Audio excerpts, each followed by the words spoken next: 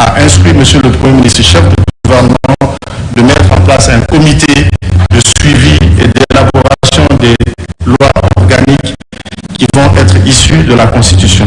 Visiblement satisfait du travail abattu, le président CNT a salué le sérieux et l'esprit patriotique qui ont caractérisé le travail. Une autre dizaine de propositions de lois organiques sont déjà sur la table du CNT pour examen et adoption les prochains jours. Dans l'actualité également, je le disais tout à l'heure au sommaire, la Guinée ouvre une nouvelle saison touristique. Pour cette édition, c'est la région de Zérékoré qui est retenue pour abriter l'événement porté depuis 4 ans maintenant par l'Office national du tourisme. La saison 2025-2026 a été officiellement lancée samedi au pied de Monimba par le Premier ministre entouré de plusieurs membres du gouvernement. Depuis la région forestière, Djené Diansane revient sur le temps fort de cette journée. Depuis près d'une semaine, tout respire le tourisme en Zérékoré. Pendant une saison, la région sera le cœur battant des activités du secteur du tourisme et de l'hôtellerie en Guinée. Ce samedi, le Premier ministre chef du gouvernement Amadou Riba transmet tout d'abord les messages de paix et d'unité du chef de l'État aux notabilités de Zali et de Lola. La délégation gouvernementale se rend ensuite au pied des monts Lemba qui abritent les festivités du lancement de la saison touristique 2025-2026. La tenue de cette saison touristique va bien au-delà d'un simple rendez-vous festif. Ses paysages verdoyants, sa biodiversité exceptionnelle, ses traditions séculaires, le talent de ses artisans et surtout l'hospitalité légendaire de ses populations. Tout concourt à faire de notre région une destination phare du tourisme guinéen.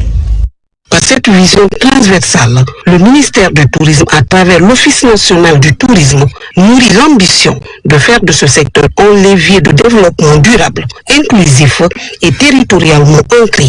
Cette année, le thème porte sur Simandou, une mine d'opportunités pour un tourisme durable en Guinée. Cette édition marque la montée en puissance d'un secteur qui, pas à pas, prend toute sa place dans le projet de refondation et de renaissance de la Guinée. Chaque édition a raconté une histoire. À Kassa, nous avons célébré notre littoral et notre histoire. À Kindia, nous avons mis en avant la richesse de notre nature et de notre terre. À Dalaba, nous avons redonné vie à nos mémoires et contemplé nos chutes. Et aujourd'hui, ici à Zérékoré, nous plongeons au cœur d'une Guinée verte, spirituelle et profondément authentique.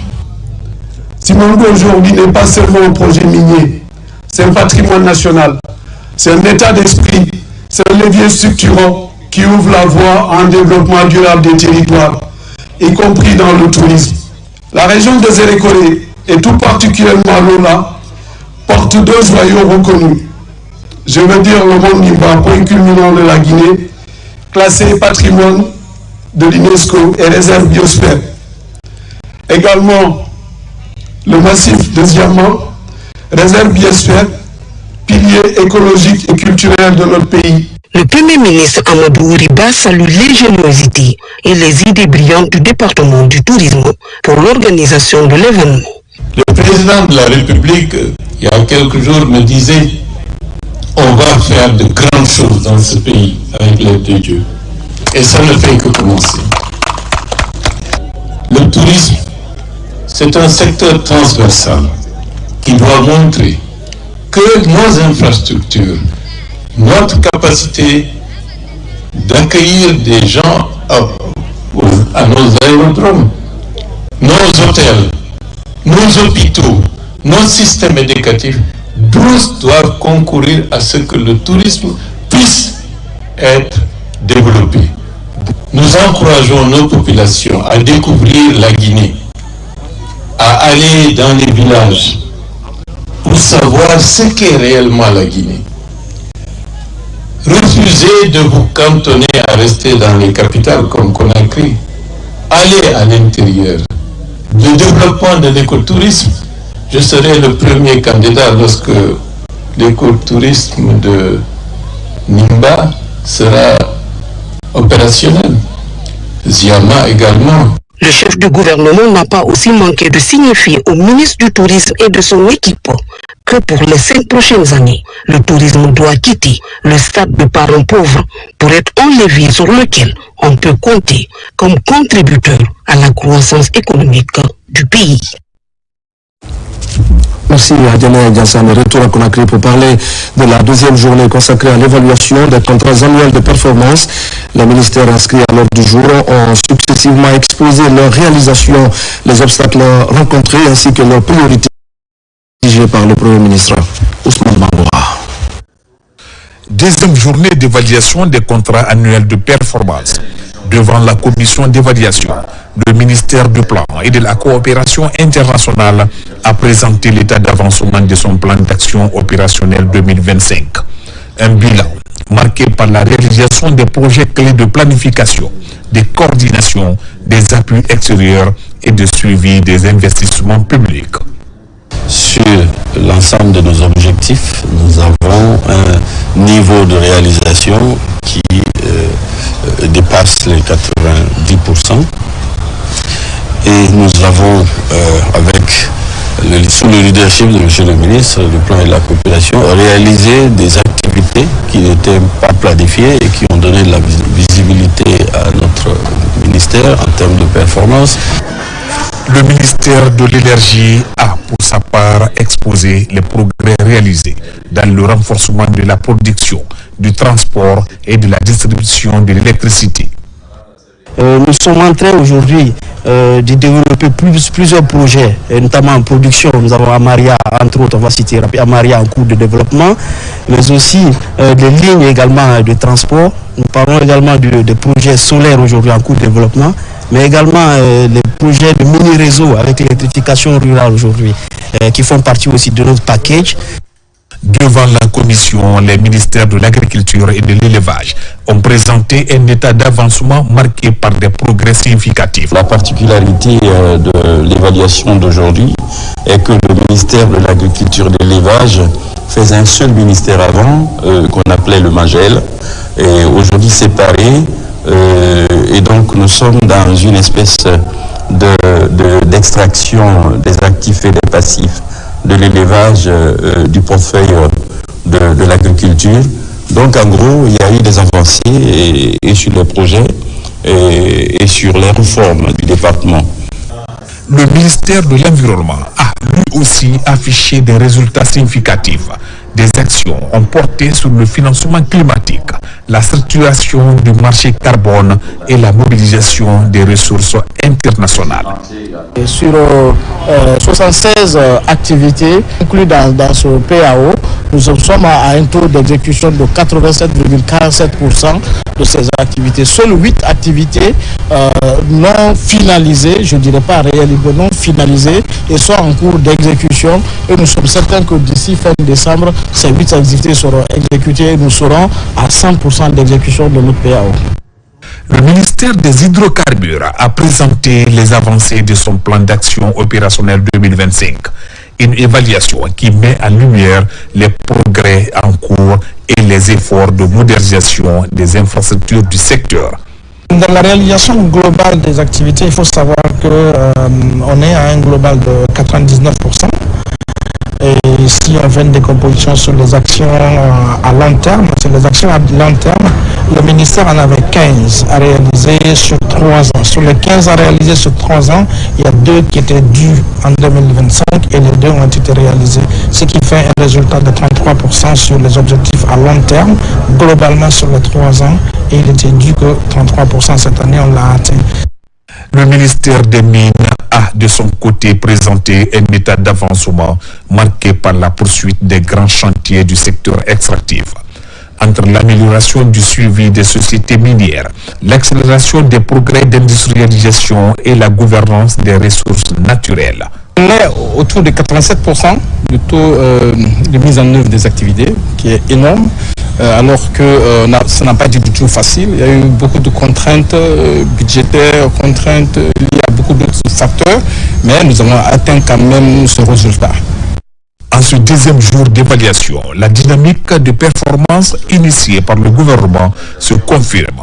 Les ministères poursuivent la mise en œuvre de leur engagement alors que s'approche l'échéance de clôture des contrats annuels de performance 2025. Le ministre de l'administration du territoire et de la décentralisation était vendredi en déplacement à Kindia. Sur place, le général de 2e section, Ibrahima Khalil Kondé, a regroupé les administrateurs territoriaux des régions de Boké et de Kindia. Ensemble, ils ont discuté de la meilleure façon d'harmoniser les consignes appliquées lors de la présidentielle du 28 décembre prochain. Yaya Silla. Le 28 décembre prochain, les Guinéens seront aux urnes pour élire le président de la République. Une activité citoyenne attendue par tous les Guinéens. Le ministre de l'administration du territoire et de la décentralisation rencontre les administrateurs territoriaux des régions de Boké et de Kindia. Nous avons 9 candidats retenus par la Cour suprême.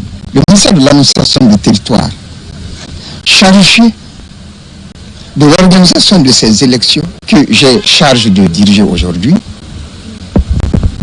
je me suis donné la peine pour venir conseiller les administrateurs territoriaux pour la neutralité pendant cette élection, la transparence et leur demander de traiter tous les candidats de manière équitable.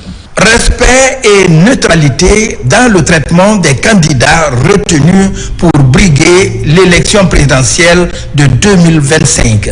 Les administrateurs territoriaux ont bien compris le message. Quand les instructions sont données, ce n'est pas à commenter, c'est à appliquer. Donc c'est une volonté de tous les administrateurs territoriaux d'appliquer strictement, je dis bien strictement, toutes les consignes qui ont été données par la hiérarchie. Nous avons reçu des consignes. Ces consignes doivent être respectées. Ces consignes doivent être respectées rigoureusement, avec fermeté d'ailleurs. Mais nous avons tout le respect pour les candidats et tous les candidats sont égaux devant nous. Le ministre de l'administration du territoire et de la décentralisation mettra fin à cette rencontre par la région de Conakry. Formation des cadres et agents des services déconcentrés de la région administrative de Farana. Ils renforcent leur connaissance des thématiques liées à la déconcentration et aux textes régissant l'administration régionale, préfectorale et sous-préfectorale. L'Institut national de formation et de perfectionnement professionnel entend ainsi rendre l'administration locale encore beaucoup plus efficace et responsable. Ibrahima Fofana pour des explications. Dans la salle polyvalente de l'ISAV de Farana, cadres territoriaux et agents des services déconcentrés sont réunis pour 3 jours d'intenses travaux. L'objectif général de cette session de formation est de conscientiser les participants et de renforcer leurs compétences sur les questions liées à la gouvernance territoriale et au développement local. Cette initiative s'inscrit dans la dynamique de refondation de l'État et de la moralisation de l'administration publique. Renforcer les capacités des cadres territoriaux, valoriser leurs missions et consolider les bonnes pratiques administratives. La présente formation s'inscrit dans le cadre des réformes profondes engagées par le gouvernement de la transition sous le leadership éclairé de son Excellence Mamadi Doumbouya.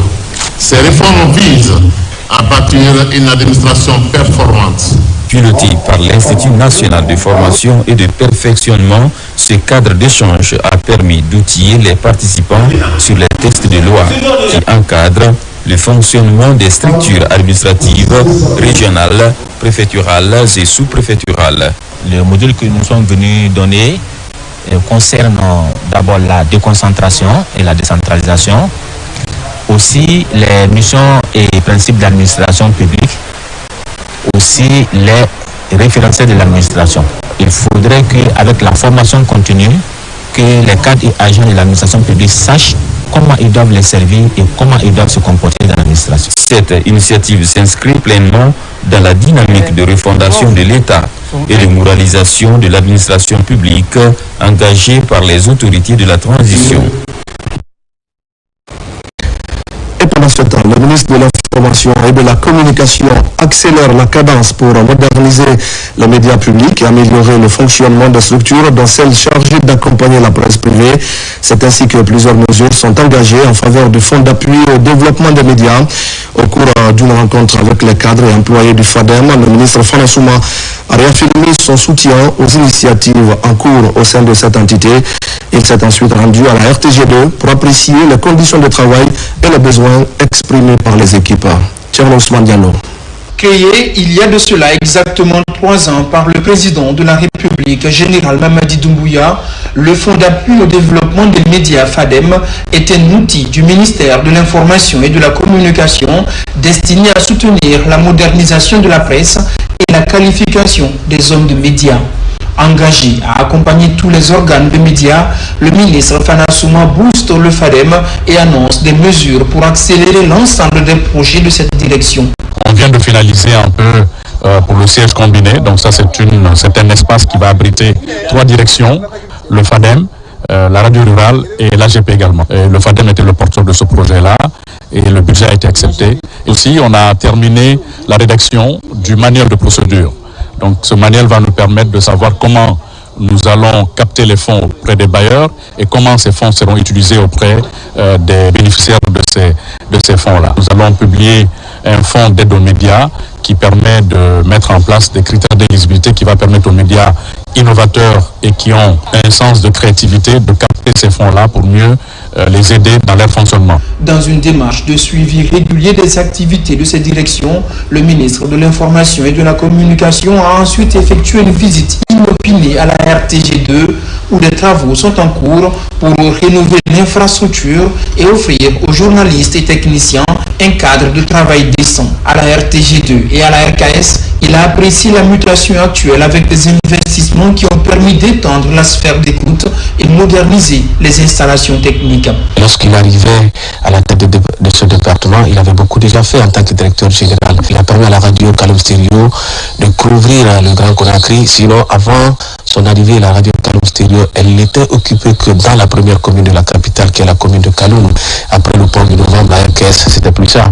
Mais aujourd'hui, nous respirons en plein poumon et ça se passe très bien. Quand nous prenons la radio Kalum Stereo, aujourd'hui nous sommes sur 4 mois, la radio Kalum Stereo est sur satellite, ce qui veut dire par ricochet que nous sommes très bien suivis. Et quand vous prenez aujourd'hui la télévision, nous sommes dans le bouquet canal. Les promesses que M. le ministre avait tenues, ces promesses sont réalisées et il est en train d'aller encore très vite. Félicitations donc à M. le président de la République, le général Mamadi Doumbouya. Merci à M. le ministre. Attaché au fonctionnement régulier des médias et à la conduite en bon état des différents projets du département, le ministre Fana Souma s'est également rendu au siège du journal Oroya où il a entrepris avec succès la rénovation du bâtiment après de longues années d'attente. Et puis il y a quelques mois, la Guinée célébrait ses femmes et ses hommes de médias à l'occasion d'une nouvelle édition des Media Awards Guinée. Ce jour-là, le Grand Prix de l'homme des médias avait été décerné à Mamadou Lamine Bari de Reflet Guinée, une distinction qui récompense l'engagement constant de notre confrère au service de l'information. La remise officielle du prix vient d'avoir lieu avec à la clé une parcelle et une enveloppe financière. Alpha Garba. Les Media Awards Guinée, en partenariat avec Amafo Guinée, ont honoré leur engagement envers les professionnels de la presse. Cette année, Mamadou Lamine Bari, journaliste à Reflet Guinée, a remporté le Grand Prix MAC 2025 de l'homme de médias.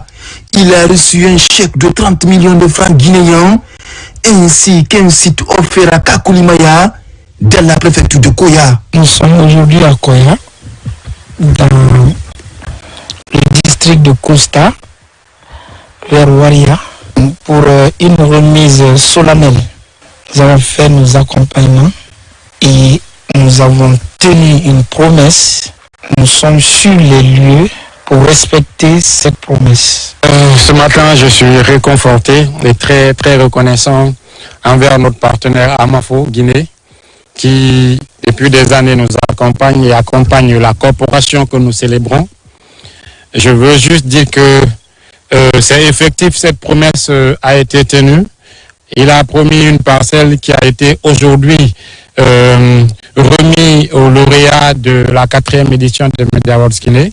Très ému, Mamadou Lamine Bari, largement suivi sur les réseaux sociaux, a salué l'initiative du Media Wars Guinée. Merci à Mafo Guinée, merci à Media Rose.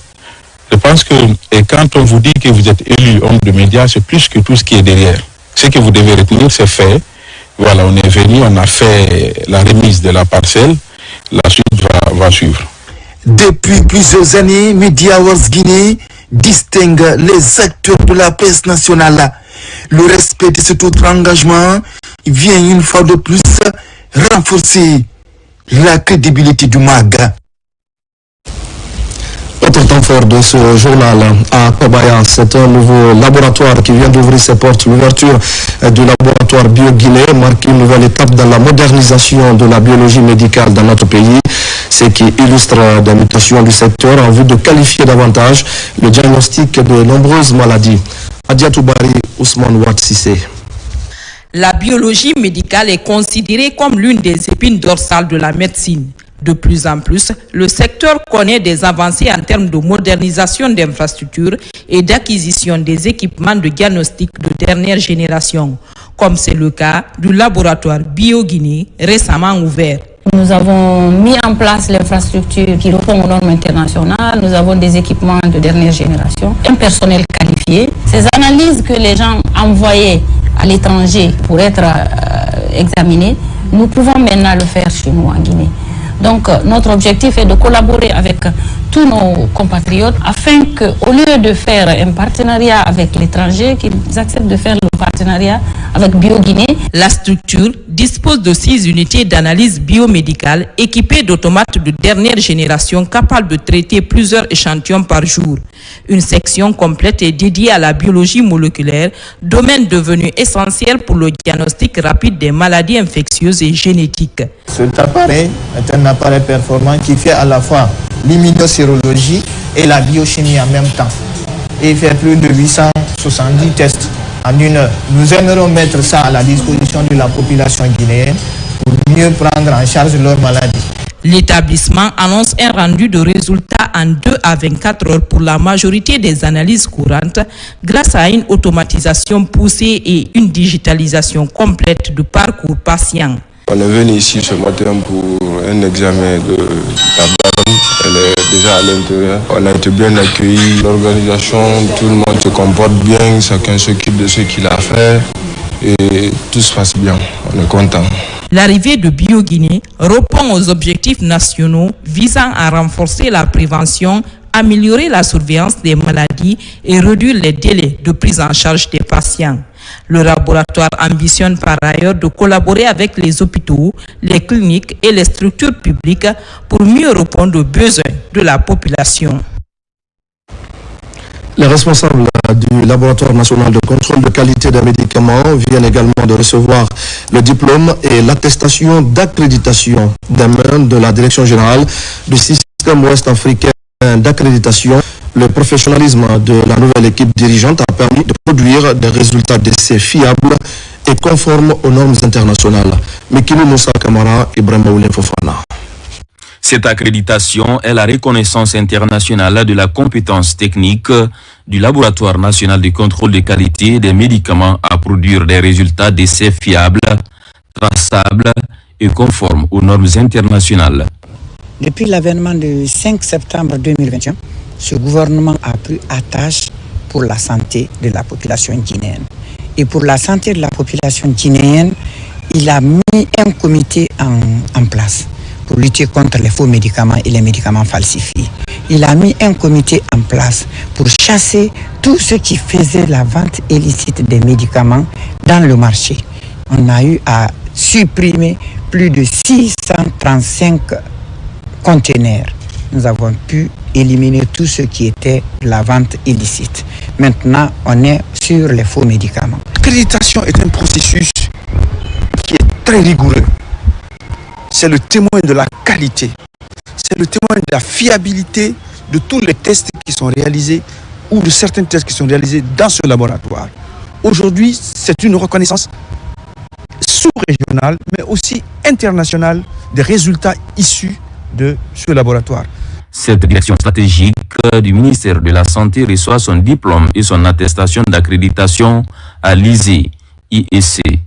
Ce précieux document est délivré par le système ouest-africain d'accréditation. L'impact aujourd'hui de cette accréditation pour le LNCQM, c'est déjà que le système ouest-africain d'accréditation est un organisme régional de l'UEMOA, mais aussi reconnu internationalement. Ce qui veut dire qu'aujourd'hui, lorsque le LNCQM délivre un certificat, un bulletin d'analyse sur des médicaments, ces résultats sont acceptés mondialement. La mission du laboratoire national de contrôle de qualité des médicaments est de garantir la sécurité, l'efficacité et la qualité des produits de santé, notamment en vérifiant leur conformité aux normes et réglementations.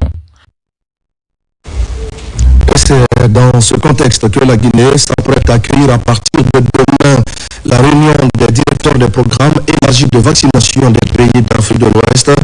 Une rencontre stratégique qui vise à renforcer la coopération sous-régionale et à améliorer la couverture vaccinale. C'est donc un rendez-vous qui intervient au moment où les défis sanitaires restent importants sur le continent africain. Nous en parlons ce soir avec notre invité. Bonsoir à vous, Dr Omar Guineba. Bonsoir, M. Kamara. Merci d'avoir accepté notre invitation. Vous êtes le ministre de la Santé et de l'Hygiène publique. Première question, Monsieur le ministre, en quoi cette réunion de directeurs de programme élargi de vaccination est-elle importante pour la Guinée? Bonsoir, M. Kamara. Bonsoir à toutes et à tous. Merci pour l'opportunité. L'accueil de cette réunion par la Guinée est un honneur exceptionnel, une reconnaissance par la communauté internationale des progrès remarquables enregistrés dans le domaine de la vaccination. Ceci grâce à la vision du président de la République, son Excellence M. Mamadi Doumbouya, qui a placé la santé au cœur des priorités nationales à travers le programme Simandou 2040, notamment le pilier 5, santé et bien-être. Accueillir cette réunion positionne également notre pays comme étant un pays engagé, un pays crédible et moteur dans la dynamique de renforcement de la vaccination au niveau régional.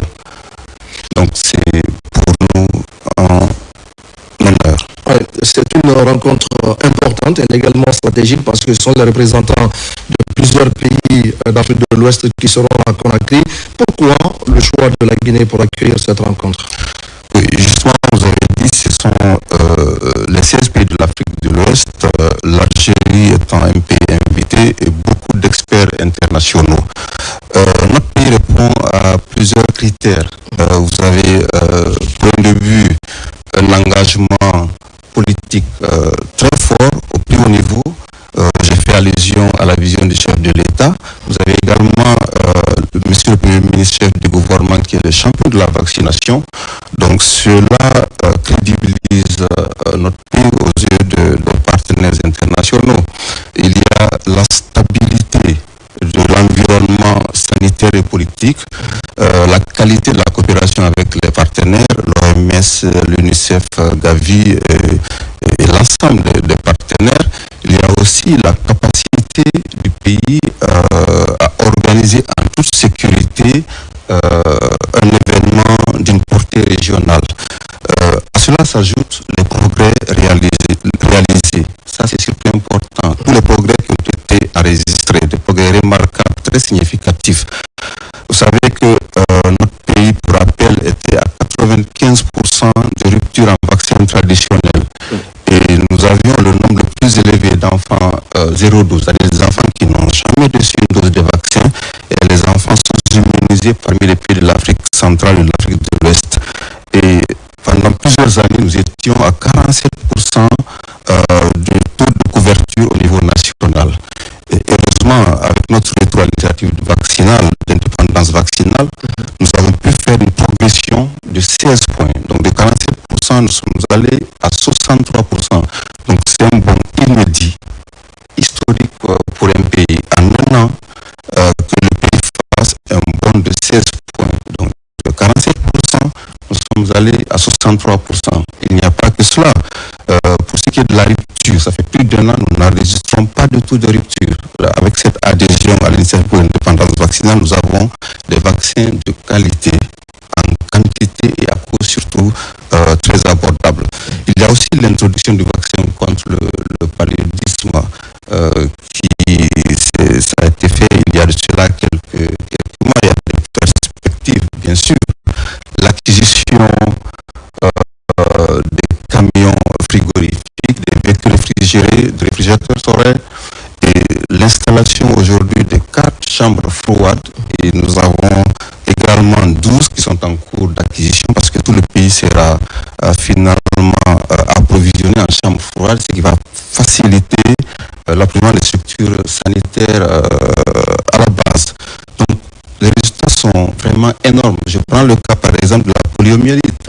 En 2023, nous avions enregistré 74 cas. Et en 2025, 2 cas. 2 cas. Donc, les résultats sont énormes. Ce n'est pas, je peux pas, la liste elle est très longue, mais on peut citer au moins ces résultats-là. Il y a cette crédibilité aux yeux de partenaires internationaux. Oui. Alors, monsieur le ministre, les travaux vont débuter demain à Conakry. Quels seront les messages, les engagements qui vont être pris en faveur de la promotion de la vaccination en Afrique de l'Ouest? Oui, cette réunion elle est hautement stratégique. Elle va permettre aux pays qui seront représentés de partager leurs expériences, les bonnes pratiques, d'harmoniser les approches et surtout d'aller vers un engagement très fort en matière de financement durable pour la santé. Et pour la Guinée, ça sera une occasion d'affirmer notre leadership, notre ambition de faire de la vaccination l'un des piliers forts, robustes du système de santé de notre pays. Donc c'est une occasion pour les différents pays d'échanger sur tout ce qui est innovation et surtout par rapport aux perspectives également, de telle sorte qu'il y aura une coopération sous-régionale très renforcée pour faire face aux différentes épidémies qui pourraient surgir. Ouais. À quelques heures du lancement des activités, monsieur le ministre, quel est votre mot de fin, l'appel que vous avez? Peut-être s'il faut, c'est de rappeler que la vaccination est l'un des moyens les plus efficaces pour protéger nos populations, surtout les plus vulnérables, les enfants et les femmes enceintes. Comme l'adage le dit, mieux vaut prévenir que guérir. Et les avantages ne sont pas que sanitaires, ils sont économiques, ils sont sociaux.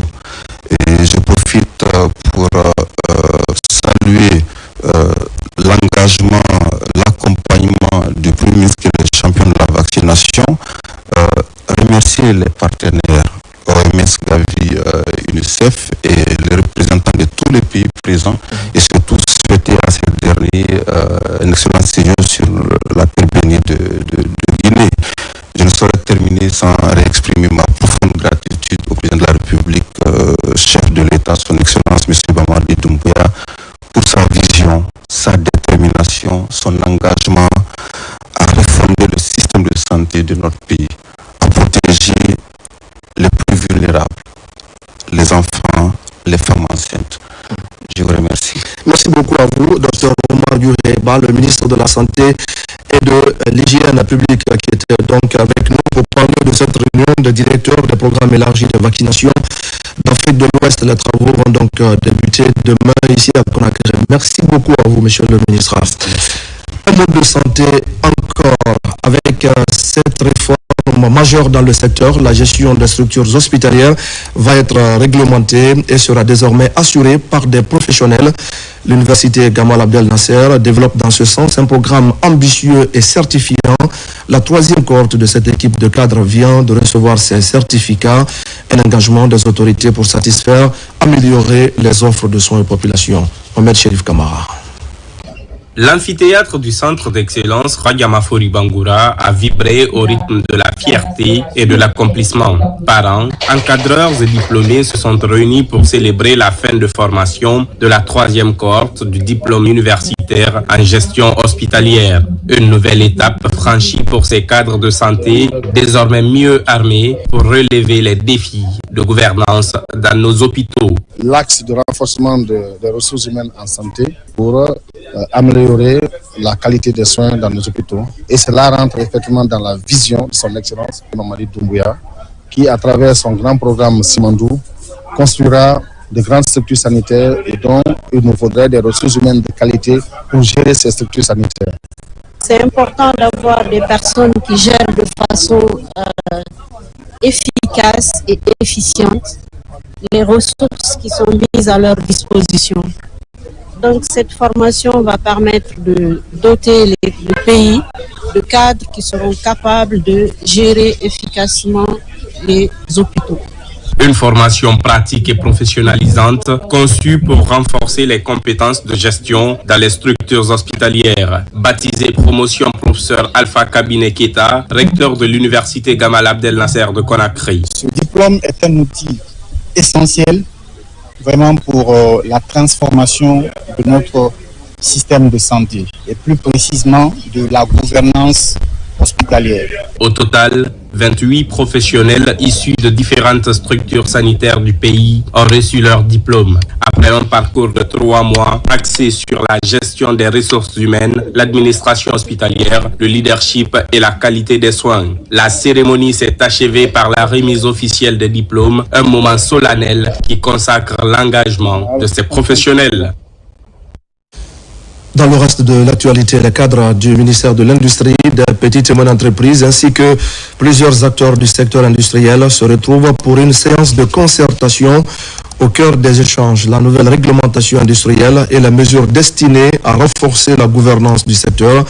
La politique nationale de développement industriel, désormais opérationnelle à travers le guichet unique, sert de référence à cette dynamique. Enfin, le point avec Mounir Bari et Abdul Karim Kamara. Pas de répit dans la vulgarisation du décret portant sur la réglementation des activités industrielles. Un texte de plus en plus ventilé aux entreprises industrielles. Ici, les acteurs de type BSC sont en conclave avec le ministère de l'Industrie. Objectif, amener tout le monde au même niveau de compréhension de la nouvelle feuille de route. Alors, on est en train de travailler, on n'a pas de soutien dans ce travail. À l'heure là, on est actuellement content parce qu'il y a les gens qui nous soutiennent, nous donnent des idées pour travailler et nous on est dirés dans ça. Les gens ont travaillé dans la pagaille, dans la bouillabaisse depuis tout ce temps, mais aujourd'hui le cas n'est pas là. Là où il y a le cas, c'est que nous sommes maintenant devant des faits qui nous encouragent à bien travailler pour que l'industrie, comme on l'a bien noté là-bas, l'industrie soit vraiment, comme il est toujours, que ce soit le jalon de l'économie et de la Guinée. La nouvelle réglementation encadre les activités industrielles, renforce la sécurité juridique indispensable aux investissements. Mais au-delà de la réglementation, cet assainissement du secteur industriel vise à améliorer la qualité des produits dans le cadre de la compétitivité des entreprises. Les mesures d'accompagnement que nous avons au niveau du département, il faut d'abord savoir que nous avons une politique